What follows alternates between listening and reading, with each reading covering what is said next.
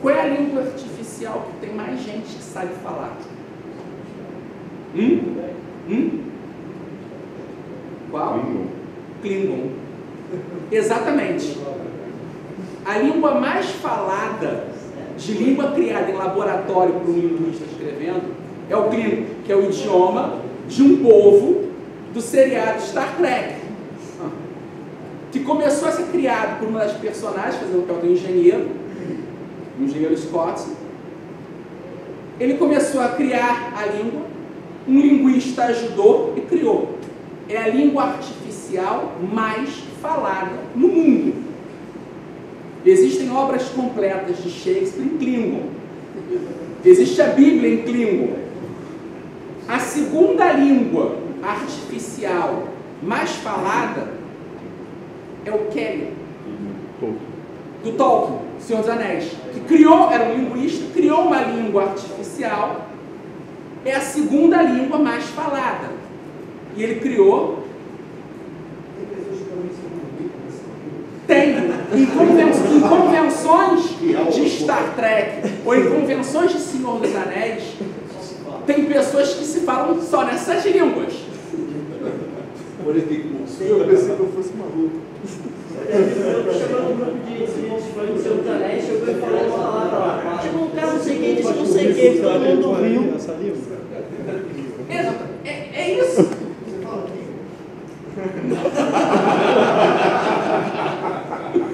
A terceira língua mais falada é o vulcano, também criado pelo seriado Star Trek. A quarta é o Esperanto. A língua artificial criada para ser de fato uma língua de comunicação entre pessoas foi superada por 3 línguas artificiais criadas pela ficção.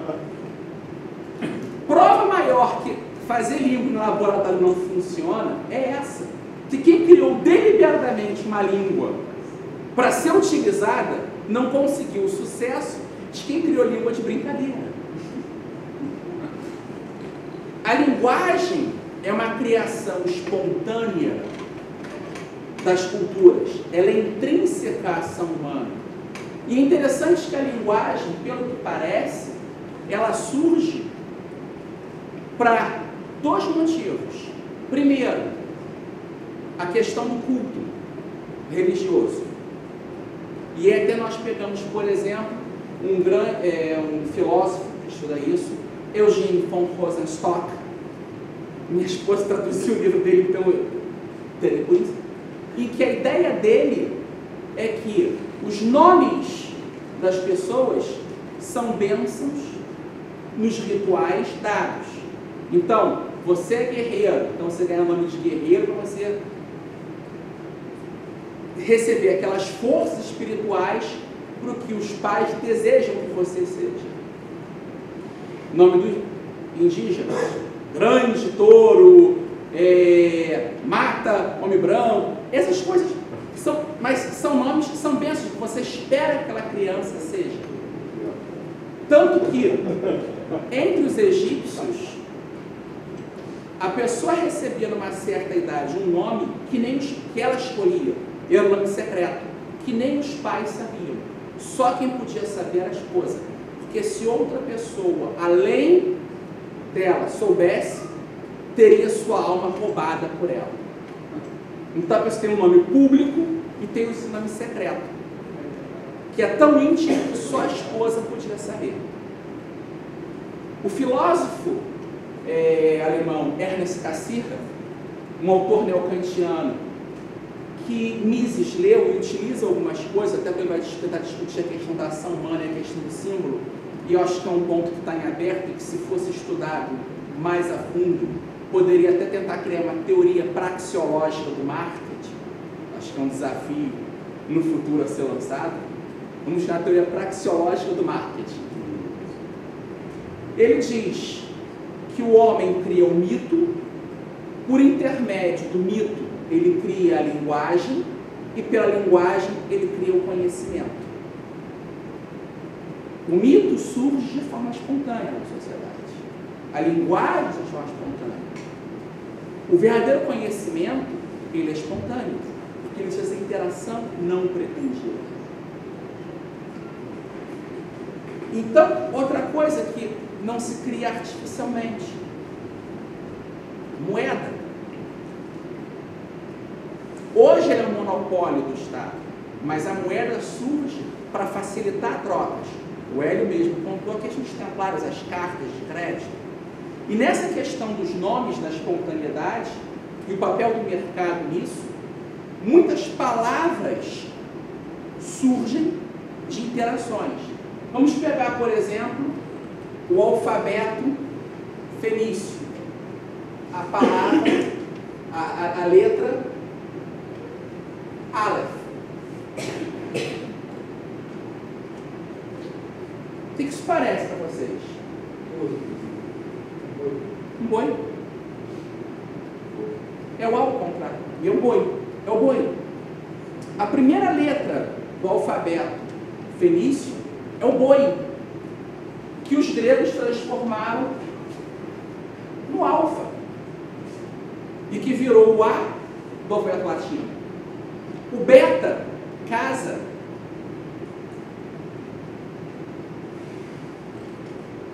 A própria palavra beleza vem do hebraico a casa do Senhor.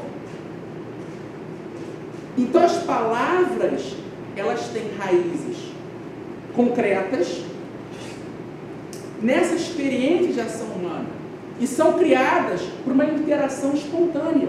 É uma ordem, mas uma ordem espontânea.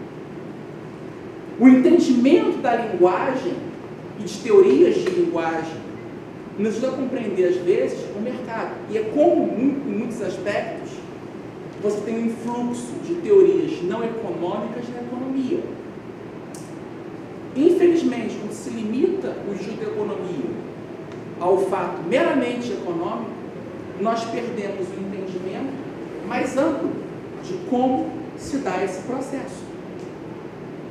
E a economia deixa de ser uma tentativa de nos fornecer um pouco de informação nesse mundo de incertezas e passa a ser um ídolo teatro, ou seja, uma máscara que nos impede de enxergar a realidade. É a ideologia. Não é à toa que Mises dedica um capítulo importante à ideologia na ação humana. A ideologia é um fator que perverte a nossa capacidade de entendimento do real, que você passa a enxergar o real com óculos de falsas ideias.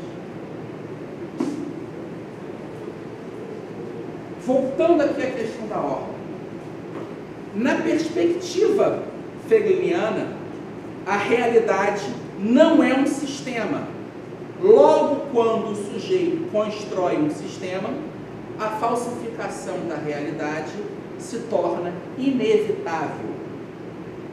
Hegel diz isso no livro dele, Reflexões Autobiográficas, em português, publicado em 2007, está na página 117, na perversão da realidade pela construção de sistemas. E aí diz aqui,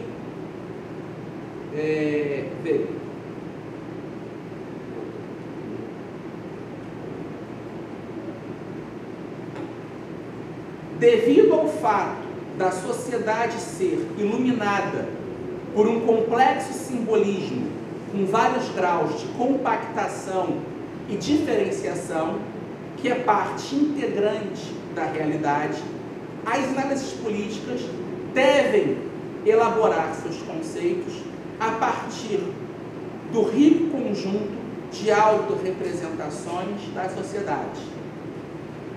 Com base nesses pressupostos, ele diz: a sociedade política pode dissolver-se não apenas pela desintegração das crenças, que fazem dela uma unidade atuante na história, mas também pode ser destruída pela dispersão de seus membros, de tal maneira que a comunicação entre eles se torne fisicamente impossível, ou mais radicalmente por sua eliminação física. Pode igualmente sofrer danos sérios, destruição parcial da tradição ou paralisia prolongada, mediante o extremismo ou opressão dos membros ativos que constituem as minorias políticas e intelectuais que dirigem a sociedade. Bom, isso está no livro Nova Ciência da Política, na página 33. Vamos ter um exemplo disso, a dispersão dos membros. Como se dá o processo de feudalização da Europa? Bem, eu tenho que confessar aqui uma coisa para vocês. A minha pesquisa mais longa que eu desenvolvi não foi em filosofia, não foi em economia, não foi em ciência política, foi em história. Eu, durante 6 a 7 anos da minha vida, me dediquei ao estudo da história romana. E o meu tema de trabalho final foi a legitimação, a mudança do poder da República Romana para o Império Romano, no Principado, e como esse novo sistema se legitimou por intermédio da utilização de valores éticos e estéticos aceitos pela sociedade, e como tais foram propagados por intermédio de símbolos em moedas, estátuas, construções, esse tipo de coisa. Então, Wegelin e Mises foram autores muito utilizados com embasamento teórico para entender esse processo racismo, tudo isso. Só que nesse ponto, eu não tive que estudar só o tema da minha tese, eu tive que estudar um pouco mais da visão da história romana. E se nós analisarmos o que acontece em relação à história monetária romana, é muito interessante. Na época de Augusto, uma moeda de ouro tinha cerca de 80 e poucos % de ouro. Isso porque a moeda não pode ter 100% de ouro. O ouro é uma liga que não admite ser pura, ela é muito maleável. Então você tem que misturar ouro com prata ou com cobre.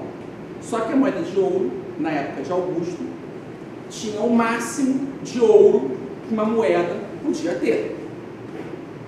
Era ouro mesmo, ela valia pelo que ela valia, o áureo. Ao longo do Império, a expansão da burocracia para administrar as províncias, pagar os soldados. O Estado começou, e as casas de impressão de moeda em Roma eram casas privadas controladas pelo Estado. O Estado controlava a qualidade do ouro, ele dava o selo de garantia dizendo, não, esse ouro é ouro de verdade, está na quantidade, tem que ter o padrão. Para evitar fraude, esse tipo de coisa. Com o tempo, o Estado falou, eu preciso de mais dinheiro. Qual é a solução? Vamos misturar outros metais no ouro. E nós acompanhamos, por intermédio de escavações arqueológicas, a inflação romana. No ano 200 e pouco, na época de Diocleciano, ou seja, quase 300 anos após Augusto, a moeda de ouro, que na época de Augusto tinha, se não me engano, 80% de ouro, tinha apenas 3% de ouro.